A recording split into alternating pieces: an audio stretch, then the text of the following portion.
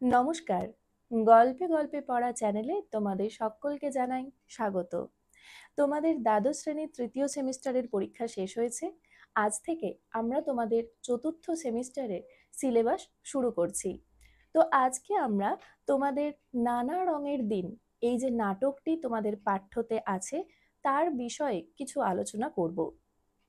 প্রথমেই যেটা বলা দরকার সেটা হলো একটা নাটক তোমরা কিভাবে পড়বে, পড়ার ক্ষেত্রে কোন কোন বিষয়গুলো মাথায় রাখবে। তো সেই বিষয়টা আমরা একটুখানি জেনে বুঝে নেব আজকে। তার থেকেও বেশি গুরুত্বপূর্ণ যেটা সেটা হলো যে নাট্যকার অর্থাৎ অজিতেশ বন্দ্যোপাধ্যায় সম্পর্কে আমরা বেশ কিছু তথ্য আজকের এই পর্বে জানব। পরবর্তী পর্বগুলিতে আমরা নাটক সম্পর্কে আলোচনা করব।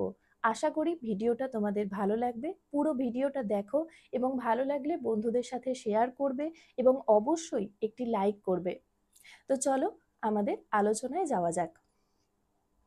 দেখো, নানা রঙের দিন নাট্যকার অজিতেশ বন্দ্যোপাধ্যায়ের লেখা। তো আমরা প্রথমেই যে বিষয়গুলো মাথায় রাখবো সেটা হলো কত নম্বর আসবে আমাদের এই নাটক থেকে। 5 নাম্বারের বড় প্রশ্ন আসবে আমাদের এই নাটক থেকে। তাহলে আমরা পড়ার ক্ষেত্রে এই বিষয়টাই মাথায় রাখবো যে আমাদেরকে 5 নম্বরের প্রশ্নের জন্য এই নাটকটা তৈরি করতে হবে।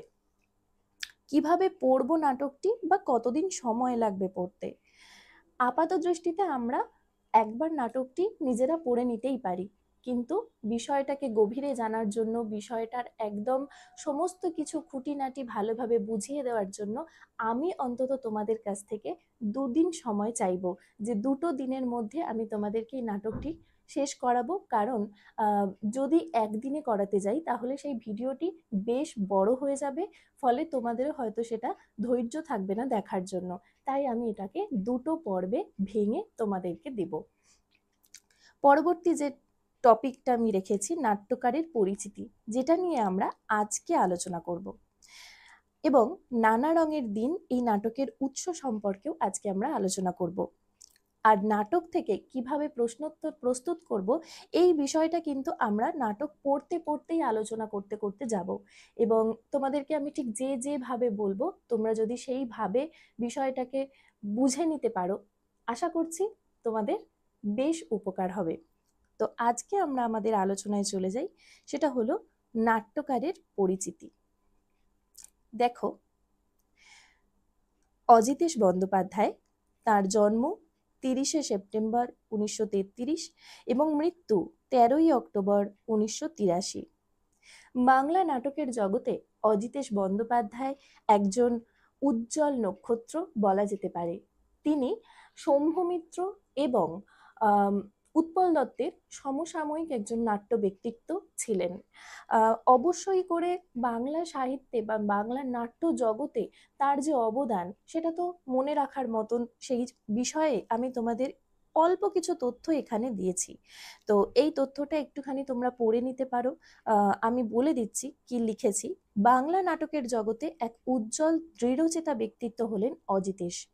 মাত্র 50 বছরের জীবনে চলচ্চিত্রে অভিনয় করেছেন, নাটক লিখেছেন এবং নাটকে অভিনয় করেছেন, দক্ষ পরিচালকের ভূমিকাও তিনি পালন করেছেন। তৈরি করেছিলেন নান্দিকার নামের নাট্যদল। মাত্র 27 বছর বয়সে তিনি এই নান্দিকার নাট্যদল তৈরি করেন 1960 সালে। যদিও পরে সেটি ভেঙে যায়, পরে সেই নাট্যদল ছেড়ে তিনি বেরিয়ে আসেন এবং তৈরি করেন নান্দিমুখ 1977 সালে। তার থিয়েটার জীবনের পরিচালক হিসাবে উল্লেখযোগ্য প্রযোজনাগুলি দেখো: বিদেহী, মঞ্জুরি আমের মঞ্জুরি, যখন একা, 3 পয়সার পালা, ভালো মানুষ, পাপ পুণ্য প্রভৃতি। অজিতেশের এই গুরুত্বপূর্ণ নাটকগুলির বেশিরভাগই পাশ্চাত্য নাটকের স্থানীকরণ অর্থাৎ লোকালাইজেশন। এখানে একটা কথা বলবো যে অজিতেশ বন্দ্যোপাধ্যায় বেশিরভাগ যে সমস্ত নাটকগুলো তখন বাংলা রঙ্গমঞ্চে এনেছিলেন, সেই নাটকগুলো কিন্তু বিদেশি নাটক থেকে তিনি অনুপ্রাণিত হয়েছিলেন বা প্রভাবিত হয়েছিলেন। এবার এখানে স্থানীকরণ বা লোকালাইজেশন কথাটা আমি কেন বলেছি, কারণটা হলো তোমাদের একটু বলে রাখা দরকার। সেটা হলো যে তিনি পাশ্চাত্য থেকে নাটকটা নিতেন ঠিকই, কিন্তু পাশ্চাত্যের যে পটভূমি সেই পটভূমিটাকে সম্পূর্ণভাবে বাদ দিয়ে তিনি আমাদের বাংলার পটভূমিতে সেই নাটকটাকে সাজাতেন। যদি তিনি অনুবাদ করতেন বা তিনি সেটাকে সম্পূর্ণভাবে অনুকরণ করে বাংলায় রূপান্তরিত করে শুধুমাত্র বাংলা নাটক দেখাতেন, সেটা তো একরকম অনুকরণ হতো। কিন্তু তিনি যেটা করতেন সেটা হলো ভালো ভালো নাটক, বিদেশি পাশ্চাত্য যে নাটক, সেই ভালো ভালো নাটকগুলো তিনি নিজের মতন করে, নিজের যেই প্রয়োজনটা আমাদের বাংলায় তৎকালীন সমাজ রাজনীতিতে যেই পটভূমিতে দাঁড়িয়ে তিনি নাটকগুলো মঞ্চস্থ করার ভাবনা করছেন, সেই সময়টাকে তিনি সেই নাটকের মধ্যে তুলে ধরতে চেষ্টা করেছেন। তার জন্যই কিন্তু অজিতেশের অবদানটা বাংলা নাট্য জগতে এতটা বেশি এবং এতটা গুরুত্বপূর্ণ।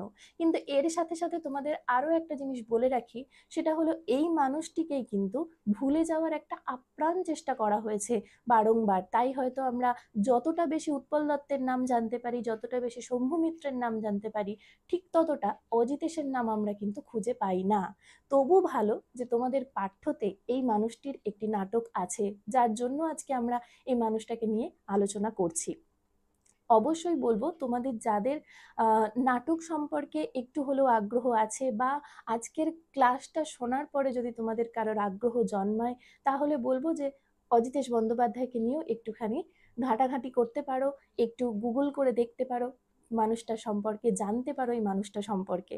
আমাদের যেহেতু শুধুমাত্র পাঠ্য রয়েছে, ফলে আমি এখানে এই মানুষটাকে নিয়ে হয়তো অনেক বেশি কিছু বলতে পারছি না বা বলা যাচ্ছে না, সময়েরও একটা ব্যাপার থাকে। তো যতটুকু সম্ভব ততটুকু বলছি। তো এই হলো নাট্যকারের পরিচিতি।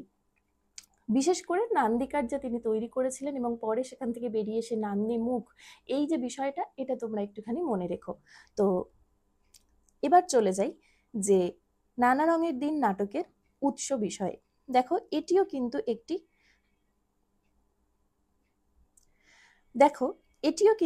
একটি পাশ্চাত্য যে নাটক, সেখান থেকেই তিনি অনুপ্রাণিত হয়েছিলেন বলা যেতে পারে, এবং সেটারও কিন্তু এই লোকালাইজেশন করেছিলেন।